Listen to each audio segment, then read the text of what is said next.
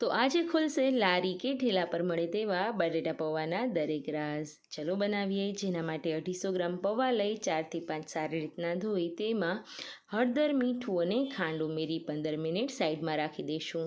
વઘાર તૈયાર કરવા માટે 1 ચમચા જેટલું તેલ ગરમ થઈ જાય ત્યારબાદ તેમાં રાઈ, જીરું, લીમડો, થોડા પાન ફુદીનાના, 1 મરચું અને 1 ઇંચ જેટલો આદુનો ટુકડો ખમણીને ઉમેરી દઈશું. ત્યારબાદ 3 ચમચી જેટલા શિંગદાણા, 3 ચમચી જેટલી ઝીણી સમારેલી ડુંગળી ઉમેરી દઈશું અને સામે એટલા જ બટેટા લઈશું જે મેં કાચા લીધેલા છે. વઘાર તૈયાર થઈ ગયેલો છે તો અડધા વાટકા જેટલું પાણી ઉમેરીશું. આ છે સિક્રેટ હેલેવાળાનું, જેમાં 5 થી 7 કલાક પૌવા પડ્યા રહે તો પણ એવાને એવા જ રહે છે. આગળ મિક્સ કરેલા પૌવાને આમાં ઉમેરી દઈશું, જેમાં હળદર, મીઠું અને ખાંડ ઓલરેડી હતા. 1 જેટલું લીંબુ અને થોડો એવો ગરમ મસાલો ઉમેરીશું. તો તૈયાર છે રેકડી પર મળે તેવા ચટાકેદાર કાંદા પોહા કે બટેટા. શોર્ટ સારો લાગ્યો હોય તો સબસ્ક્રાઈબ